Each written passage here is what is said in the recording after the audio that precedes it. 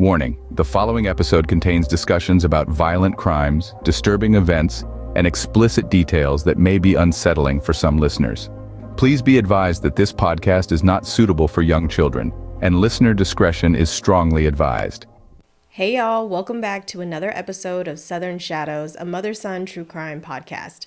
I'm one of your hosts, Janet, aka Mama. And I'm DK. And the story that I have for you today took place on the campus of Jackson State University during a time of both resilience and unrest. Obviously, you know that me and Dad, we both attended and graduated from Jackson State. That's where we met.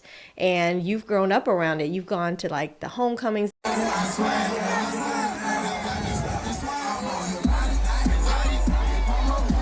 the tailgates, football games,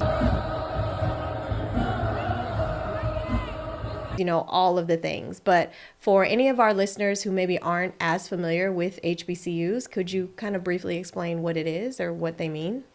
Well, HBCU stands for Historically Black College or University. HBCUs were established back in the times where black and white people couldn't attend the same college, so they had to make schools for black people to attend and get their education, you know. Yeah, exactly. And, you know, just like you said, they were set up for African Americans to be able to get an education. And they've actually produced a lot of really successful people like Chadwick Boseman, Vice President Kamala Harris, Spike Lee. And there are a lot of really famous people who attended HBCUs. Walter Payton. Absolutely. Jackson State. That's right. The campus of Jackson State University in Jackson, Mississippi, became the scene of a tragic yet pivotal moment in American history. It was during these tense days that the lives of students, faculty, and the entire community were forever altered by a violent confrontation with law enforcement. This is the story of Phillip Gibbs and James Earl Green.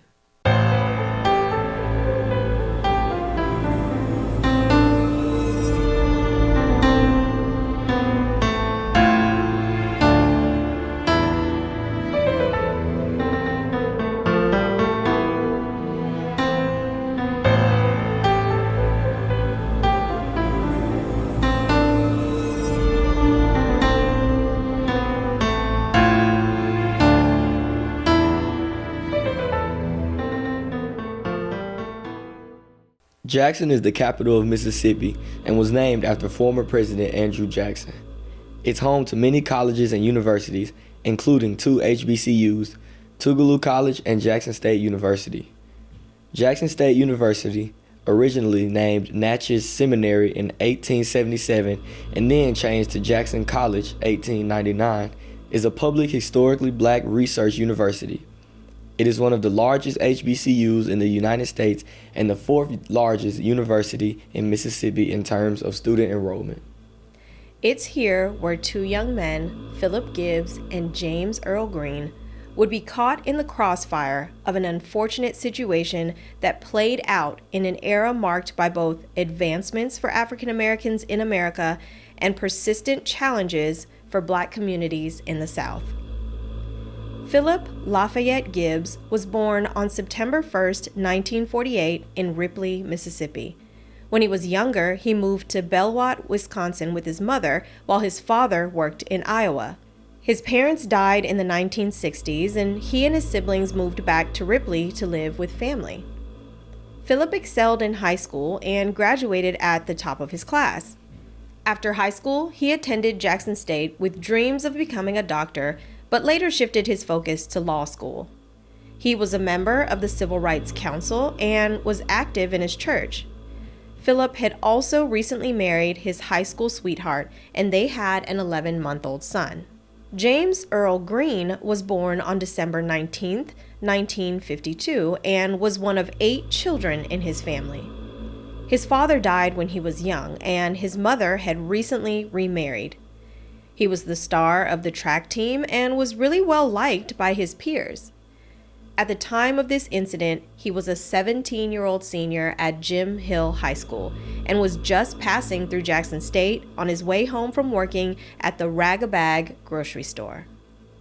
I'm especially excited about today's episode because I had the honor and privilege of sitting down and speaking with a survivor of today's tragic incident that took place on May 14th into the 15th, 1970 on Jackson State's campus, Miss Gailya Porter. My name is Gailya Porter.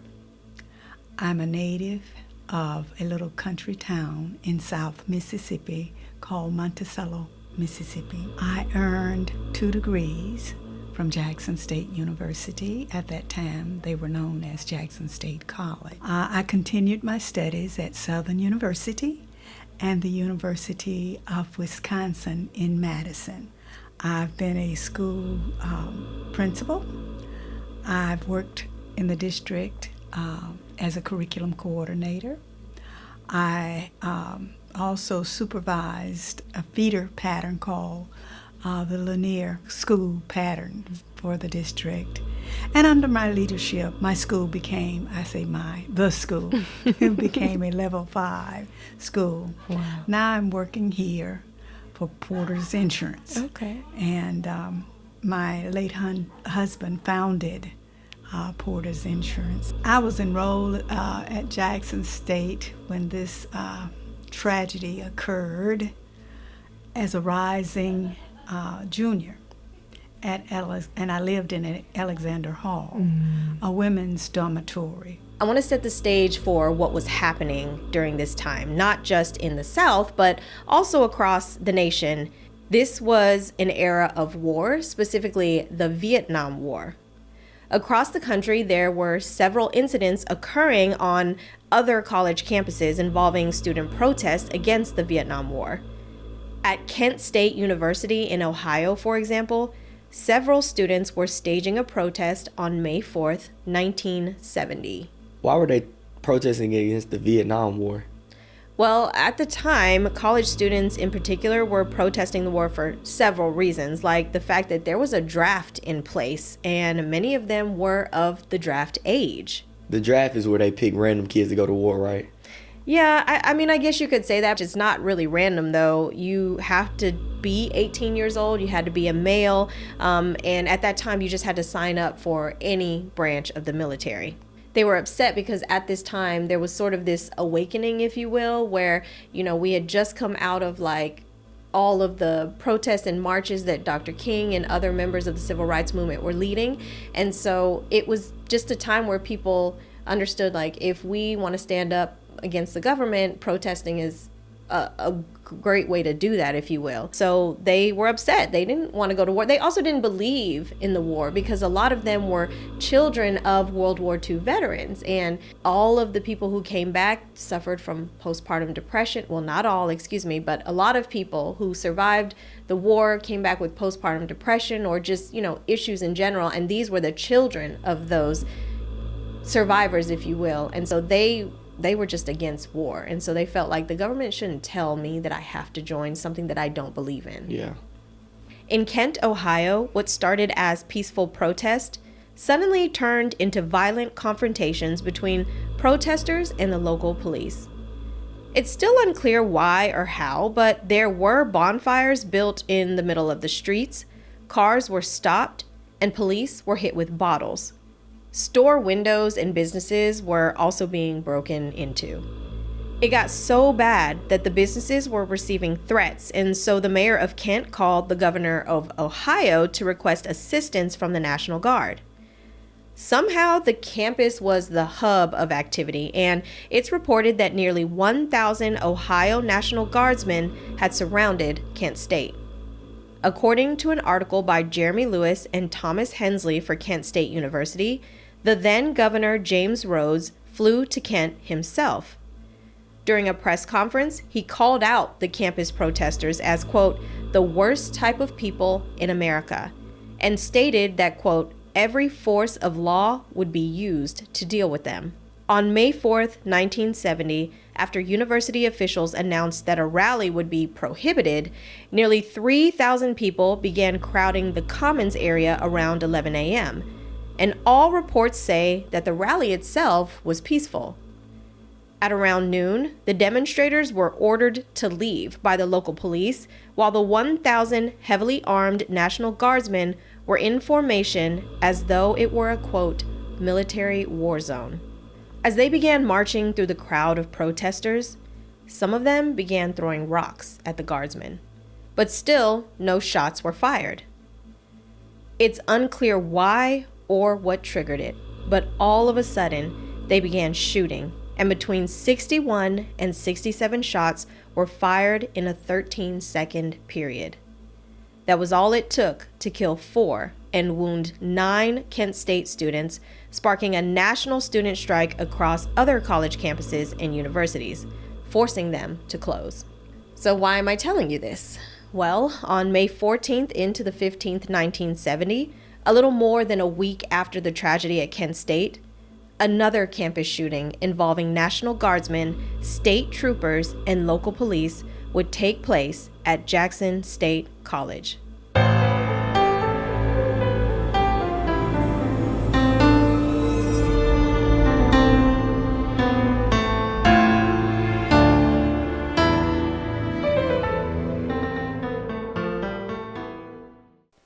The two incidents are often mistakenly linked together, but Miss Porter dispelled that myth. I would say more isolated situations. Mm-hmm. We had our own concerns and issues on campus. I think Kent State just progressed faster than we did with their issues.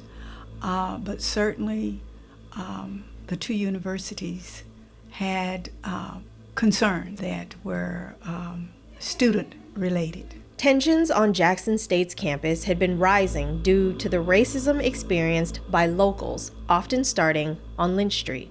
You had Lynch Street running down the center, the heart of the campus. On one side you had the dormitory. On the other side you had our classrooms. Now just imagine, you're trying to get to breakfast. Yes. You know we love to eat. You're trying to get to breakfast so that you can get to your classes, and you got to wait at a traffic light, and the traffic light stays forever on red, and then the motorists are trying to get downtown to their jobs. That's the way they make their living. So you can imagine the pressure there. And of course, many of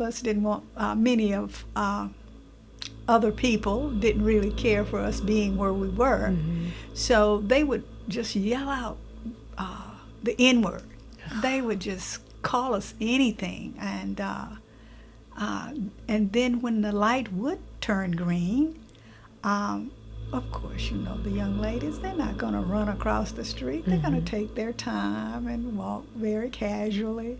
Still, this motorist is trying to get downtown to his job or her job. So it was that kind of situation.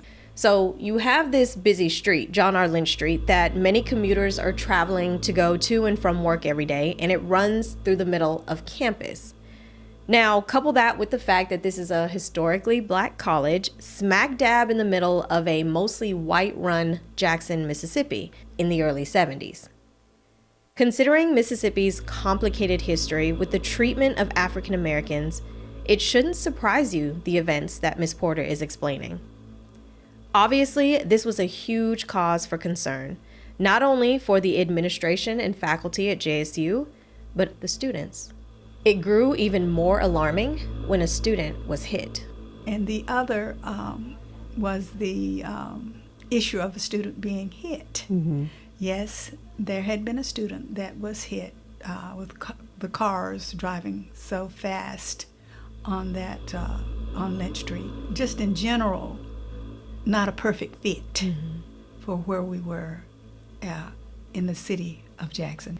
Students would eventually begin standing up for themselves, getting into verbal altercations with the whites who were stopped at the red light in front of the Alexander dorms, even throwing rocks back at the passing cars. According to an article posted by Jackson State commemorating the event, on May 13th, students had gathered on Lynch Street wanting their concerns to be heard. And although law enforcement was called in, the protest was peaceful. Students actually staged several protests on campus, calling for the closing of J.R. Lynch Street, among other demands in line with the growing Black Power movement, which was opposite of the earlier nonviolent movements in the 1960s that culminated with the deaths of Dr. Martin Luther King Jr., Medgar Evers, and other prominent figures of the time. The youth at this time no longer felt that the nonviolent approach would suit their needs. They were a little more prone to standing up for themselves. No one is going to just sit by and let you throw rocks at them and you not pick up something and throw it back. They were very much in touch with what was going on in the country, what was going on locally, statewide, and they wanted to make some changes. They wanted to see changes. They wanted better for themselves, as everybody does. Absolutely. So I'm sure that we had some that participated in that kind of behavior.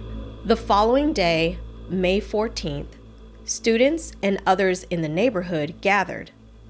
According to that same article, rioting began about 9:30 p.m., sparked by a culmination of tensions between the white motorists, police, and students. But Ms. Porter saw things differently. As I understand it, I can speak from what I remember personally. Corner Boys. They were a group of young Black men that were not students on campus. They had their way of entertaining the campus students and themselves. So yes, I was in the dorm getting ready for bed and had rolled my hair with these large soup cans. I had a lot of hair back then. Anyway, I was getting ready for bed, and my roommate ran into the room and said, "The Corner Boys are down the street burning something. We need to go out and see what's going on." Of course, I said, okay. So we went downstairs on the hill of Alexander Hall, and we could see I thought it was a truck, but it could have been a dumpster, was burning, and we just all stayed out on campus just laughing and talking about what was going on, as young people would probably do today. Dr. Robert Luckett, director for the Margaret Walker Alexander Center and professor of history at JSU, told WWNO 88.9, quote, "It's a pretty effective means of closing the street through campus. The fire department showed up, put the fire out, and that was the end of it." But not according to Ms. Porter. Firefighters did eventually extinguish the dump truck, but instead of leaving, law enforcement turned to march to the center of campus, stopping right in front of the Alexander dorms. At that point, we saw officers. At that time, I think they were told to us that they were police officers and the National Guard marching toward Alexander Hall. So you could see that, you could hear the sound of them making that march, and we young ladies basically on the hill, there were a few guys out there, wondered what in the world is going to happen. Surely they're going to go on down to where the dumpster or whatever the truck was burning and not stop in front of our dorm. That didn't happen. When they finally turned around from their marching, they were dressed in riot gear, so they came with hatred in their hearts. They knew what they were getting ready to do. It was almost midnight when Jackson City Police, Mississippi Highway Patrol officers, and members of the National Guard arrived in full riot gear. It seemed as if they were there to confront the students rather than to help put out the fire. They even brought the Thompson tank, which was a fully armed personnel carrier purchased by Allen Thompson, the segregationist mayor of Jackson, ahead of what he termed the, quote, invasion of civil rights activists during Freedom Summer in 1964. To be clear, Jackson Police and State Highway Patrol were on the scene to respond to a, quote, riot, assuming that the dump truck was set on fire for that very reason. According to thenation.com, the highway patrolman carried state-issued shotguns and double-aught buckshots, personal weapons, and even 2 9mm submachine guns. At first, the students were confused, but that soon grew to anger, and several were yelling at the officers. They stopped, they turned, and something sounded, I thought they said, get up, go in the building. And of course, we knew we weren't doing anything. We just continued to sit on the hill. Then all hell broke loose. Reports of a glass bottle being thrown at the officers or hearing glass breaking are conflicting. And the next thing that I can remember is after that echoing of their marching. It was just... And then you could see them raise their hands with their weapons. And they just started firing.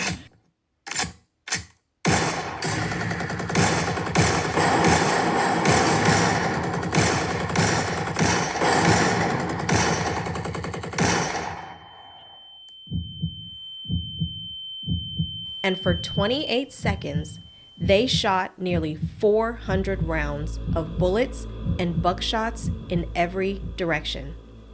The gunfire started at 12:05 a.m. on May 15th. My homeboy, that's what I called him, still call him that, was standing near me. He grabbed me and he reached for my roommate, Gloria, but she was so hysterical and afraid and just crying and screaming that she jerked away from him. But he pushed me through the glass of Alexander Hall and laid on top of me. Wow. I believe that I would not be here today if he had not done that. The aftermath saw shattered windows, injured and trampled students, and the tragic deaths of Gibbs and Green. You could hear the sounds of bullets whispering, passing through my face. I could see that. Well, at least hear that. I could feel stinging. My skin was being cut like fire ant cutting through my skin. The bullets were breaking the glass, the walls. It was just echoing, just hitting everything. And hitting my skin also. Yeah. The debris was. And so they finally stopped shooting. I finally got up and I could see blood in the Alexander Hall area where we were all laying down and trying to get up and compose ourselves.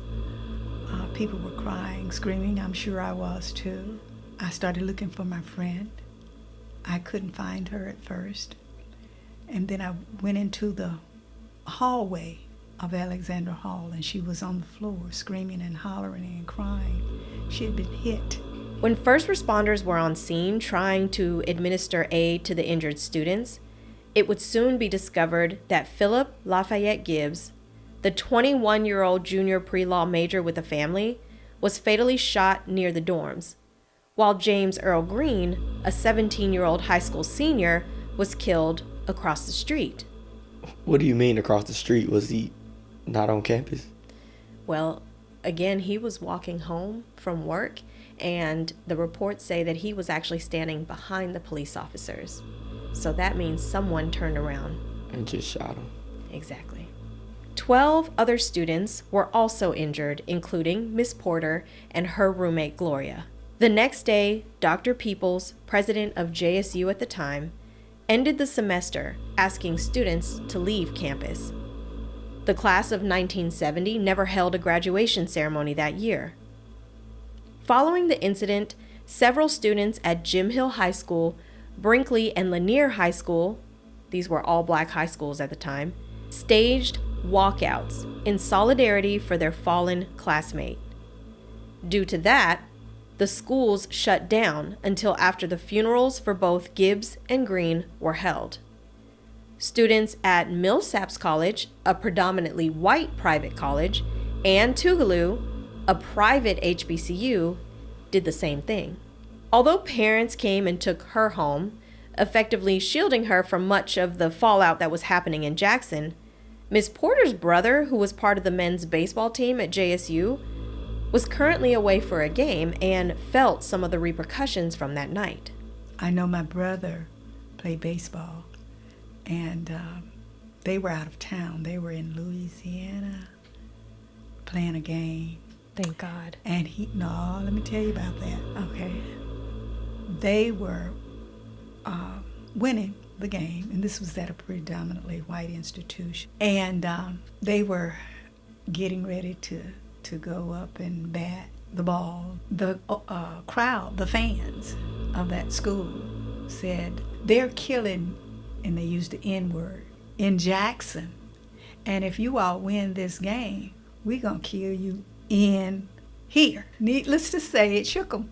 It did take a toll on the game, but they won the game. So, although there had been several protests in the previous days, I want to be very clear that on the night of May 14th into May 15th, 1970, students were not protesting. We weren't doing anything but sitting on the hill. All of the excitement was down the street, and but they chose to turn and shoot at us, and the echoes of the boots marching will just stay ringing when I talk about it. Right. And the whizzing of, I said bullets going, hitting the concrete, the glass, and students. The incident received scrutiny with no arrests made, and the President's Commission of Campus Unrest concluded that the police action was a, quote, unreasonable, unjustifiable overreaction. But can you clarify, you all were not rioting? Oh, no. There were no riots currently happening the day before? I had rollers in my hair, cans, and pretty much dressed for bed. And I still had my hot pants on, so they're just real short shorts. And when he threw me down or pushed me through on the floor of the dorm, that's where a lot of the pellets and glass hit my skin. So if the first reports about a glass bottle being broken or thrown is like conflicting, what was the police's official report on why they started shooting? That's a really complicated question. You have to remember that the city of Jackson was run at the time by pretty much all white officials. But there are reports of a, quote, sniper being seen on the 5th floor. So if you think about a sniper and you know where it is, where should you be aiming your guns? Oh, at the sniper, yeah.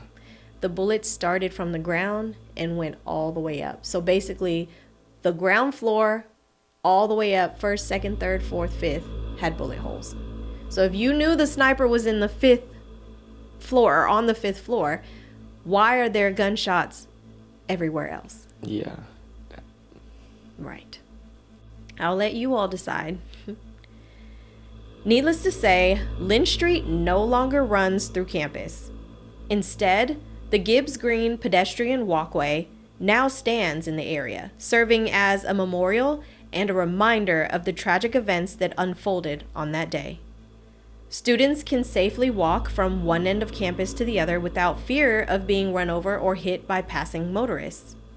Bert Case, a longtime reporter for WLBT, was featured on a documentary that was put out by Jackson State about this incident, and he said, quote, "The media coverage of this was very poor. And although CBS and NBC were there to cover the incident the following day, it got, quote, nowhere near the coverage of Kent State." When he was asked, "Do you think this was purely a racist conflict?" he responds, quote, "You gotta ask that question.